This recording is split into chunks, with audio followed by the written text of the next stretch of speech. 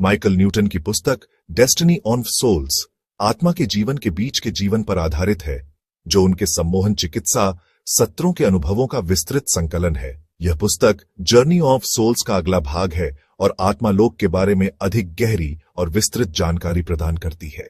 इसे भागों में सारांशित करने से इसकी जटिल संरचना को समझने में मदद मिलेगी।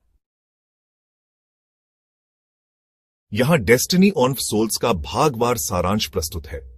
डेस्टिनी ऑफ सोल्स भागवार सारांश। भाग 1, मृत्यु से आत्मालोक तक, from death to the spirit world. यह भाग आत्मा की मृत्यु के बाद की प्रारंभिक यात्रा और आत्मालोक में उसके आगमन पर केंद्रित है। मृत्यु और संक्रमण, डेथ एंड ट्रांजिशन। पुस्तक बताती है कि भौतिक शरीर की मृत्यु होने पर आत्मा कैसे उससे अलग होती है। यह प्रक्रिया अक्सर शांत और तात्कालिक होती है। आत्मा तुरंत शरीर से बाहर निकल जाती है।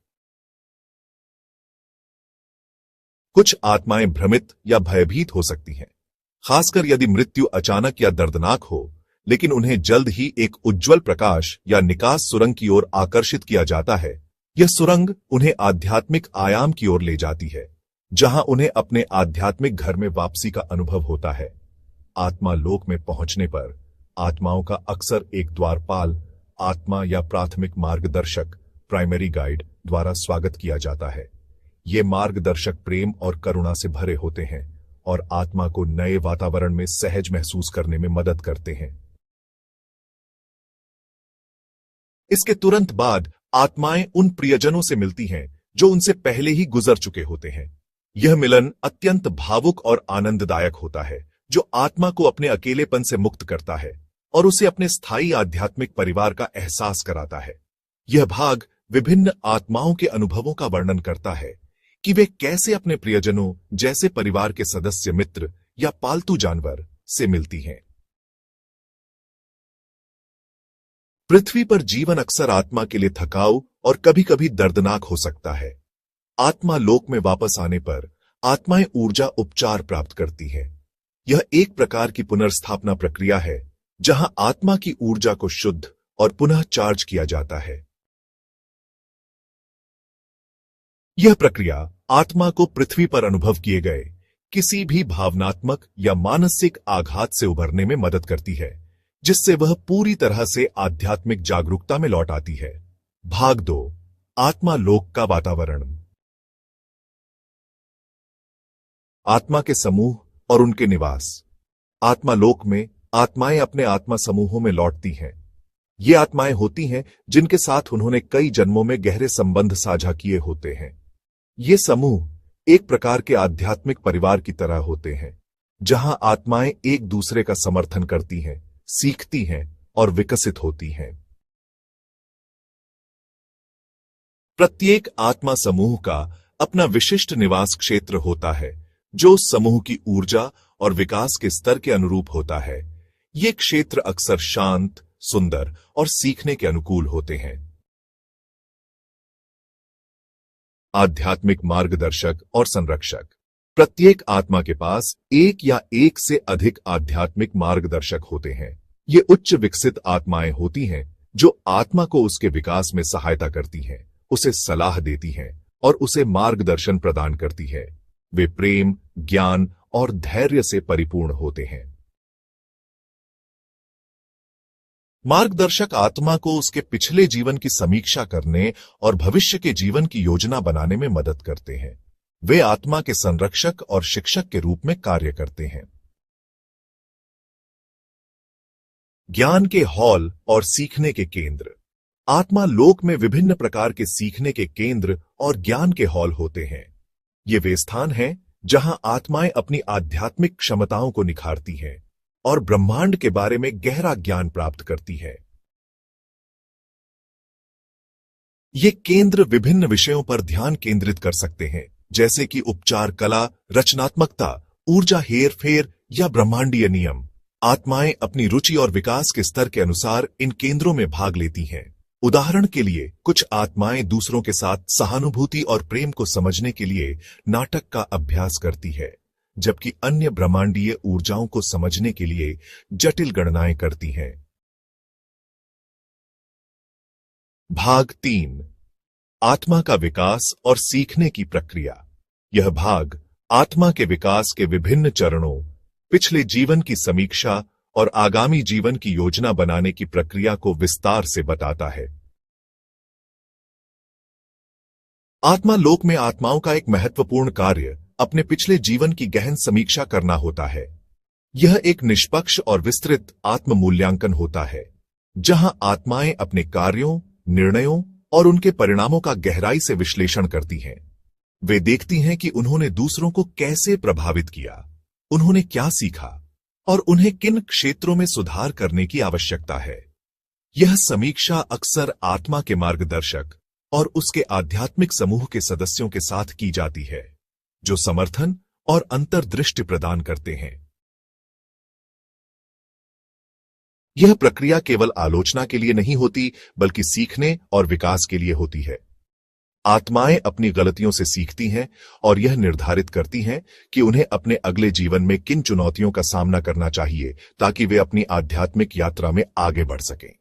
इसमें अक्सर अन्य आत्माओं के दृष्टिकोण से घटनाओं को देखने की क्षमता भी शामिल होती है, जिससे सहानुभूति विकसित होती है। बुजुर्गों की परिषद, द काउंसिल ऑफ एल्डर्स। कुछ आत्माओं को बुजुर्गों की परिषद के समक्ष उपस्थित होने का अवसर मिलता है। ये परिषद अत्यधिक विकसित और बुद्धिमान आत्माओं से बनी होती है, जो आत्मा के विकास का मूल्यांकन करती हैं और उसके अगले जीवन के लिए महत्वपूर्ण निर्णय लेने में मदद करती है। यह परिषद न्याय करने वाली इकाई नहीं होती है, बल्कि यह एक ज्ञानपूर्ण और सहायक इकाई है, जो आत्मा के सर्वोच्च भले के लिए कार्य करती है। आत्मा अपने जीवन की समीक्षा परिषद के सामने प्रस्तुत करती है और वे मिलकर अगले जीवन के लिए संभावित रास्तों पर चर्चा करते हैं। यह एक सम्मानजनक और सीखने का अनुभव होता है। आत्माओं के प्रकार और विकास के चरण, types of souls and stages of development. Newton के शोध से पता चलता है कि आत्माएं विभिन्न विकास के चरणों में होती हैं, जिन्हें उन्होंने आत्माओं के प्रकार के रूप में वर्णित किया है। इसमें अपरिपक्व आत्माएं, नवागत आत्माएं, मध्यवर्ती आत्माएं जो कई जीवन जी चुकी हैं, और विकसित आत्माएं, उच्च आध्यात्मिक ज्ञान वाली आत्माएं शामिल हैं। अपरिपक्व आत्माएं, यंग सोल्स, कम अनुभव वाली, आत्म केंद्रित, व्यक्तिगत अस्तित्व पर ध्यान केंद्रित। मध्यवर्ती आत्माएं, मैच्योर सोल्स, कई जीवन जी चुकी, दूसरों के साथ संबंधों और समुदाय पर ध्यान केंद्रित, सहानुभूतिपूर्ण। विकसित आत्माएं, ओल्ड सोल्स, उच्च ज्ञान और समझ वाली, मानवता की सेवा और दूसरों की मदद पर ध्यान केंद्रित, शांत और बुद्धिमान। प्रत्येक प्रकार की आत्मा की अपनी सीखने की जरूरतें और प्राथमिकताएं होती हैं, और वे अपने समूह के भीतर और बाहर भी विभिन्न भूमिकाएं निभाती हैं। भाग 4 पुनर्जन्म की तैयारी और नए जीवन का चुनाव, preparation for rebirth and life selection. यह भाग आत्मा के अगले जीवन के चुनाव, शारीरिक विशेषताओं और जीवन की चुनौतियों के चयन की प्रक्रिया पर प्रकाश डालता है। सबसे महत्वपूर्ण पहलुओं में से एक यह है कि आत्माएं अपने अगले जीवन का चयन स्वयं करती हैं। यह चुनाव यादृच्छिक नहीं होता है, बल्कि यह उनकी आध्यात्मिक प्रगति, पिछले जन्मों के कर्मों और उन पाठों पर आधारित होता है। आत्माएं अपने मार्गदर्शकों और परिषद के साथ मिलकर विभिन्न संभावित जीवन परिदृश्यों का मूल्यांकन करती हैं। वे उन लोगों का चयन करती हैं जिनसे वे मिलेंगी, जिन्हें अक्सर आत्मा साथी, सोलमेट्स कहा जाता है। हालांकि यह जरूरी नहीं कि रोमांटिक संबंध हों। वे किन चुनौतियों का सामना करेंगी और वे किन अवसरों का लाभ उठाएंगी। यह चुनाव विस्तृत होता है, जिसमें संभावित माता पिता, भौगोलिक स्थान, लिंग, कैरियर पथ और महत्वपूर्ण जीवन की घटनाएं शामिल होती हैं। शारीरिक विशेषताओं और बाधाओं का चुनाव, choosing physical characteristics and limitations. आत्माएं केवल जीवन की घटनाओं का ही चुनाव नहीं करती, बल्कि वे अपने अगले शरीर की शारीरिक विशेषताओं को भी चुनती हैं। इसमें लिंग, वंश, शारीरिक क्षमताएं और यहां तक कि संभावित शारीरिक अक्षमताएं भी शामिल हो सकती हैं। यह चुनाव अक्सर आत्मा के लिए आवश्यक पाठों और अनुभवों पर आधारित होता है। उदाहरण के लिए, एक आत्मा जो धैर्य सीखना चाहती है, वह एक ऐसे शरीर को चुन सकती है जिसमें शारीरिक चुनौती हो। यह अवधारणा कर्म को एक सीखने की प्रणाली के रूप में देखती है, न कि दंड के रूप में। स्मृति लोप और नए जीवन में प्रवेश। पृथ्वी पर आने से पहले आत्माएं अपनी आध्यात्मिक यादों को आंशिक रूप से भूल जाती हैं। यह जानबूझकर किया जाता है ताकि आत्माएं अपने नए जीवन में पूरी तरह से डूब सकें और उन पाठों को सीख सकें जिन्हें उन्हें सीखना है, बिना पिछली यादों के बोझ के। यह विस्मृति का घूंघट आत्मा को अपने नए जीवन के अनुभवों को निष्पक्ष रूप से जीने और अपने मुक्त इच्छा का प्रयोग करने की अनुमति देता है। हालांकि अवचेतन स्तर पर आत्मा इन यादों को बरकरार रखती है और यही कारण है कि सम्मोहन के माध्यम से उन्हें पुनः प्राप्त किया जा सकता है। आत्मा धीरे धीरे नए शरीर में प्रवेश करती है, अक्सर गर्भावस्था के दौरान शुरू होकर जन्म के समय तक पूरी तरह से बस जाती है। भाग 5, ब्रह्मांडीय संबंध और जीवन का उद्देश्य। यह भाग आत्मा के व्यापक उद्देश्य, ब्रह्मांडीय संबंधों और मानव अस्तित्व के अर्थ पर विचार करता है। मुक्त इच्छा और कर्म। पुस्तक कर्म के सिद्धांत पर भी प्रकाश डालती है, लेकिन एक अलग दृष्टिकोण से। यह बताता है कि कर्म एक दंड प्रणाली नहीं है, बल्कि एक सीखने की प्रणाली है। आत्माएं अपने पिछले कार्यों के परिणामों का अनुभव करती हैं ताकि वे उनसे सीख सकें और बेहतर विकल्प चुन सकें। मुक्त इच्छा एक महत्वपूर्ण भूमिका निभाती है, क्योंकि आत्माओं को अपने जीवन के दौरान निर्णय लेने की स्वतंत्रता होती है और ये निर्णय उनके कर्म और भविष्य के जीवन को प्रभावित करते हैं। आत्मा साथी और संबंध, सोलमेट्स एंड कनेक्शंस। पुस्तक आत्मा साथियों, सोलमेट्स की अवधारणा को भी स्पष्ट करती है।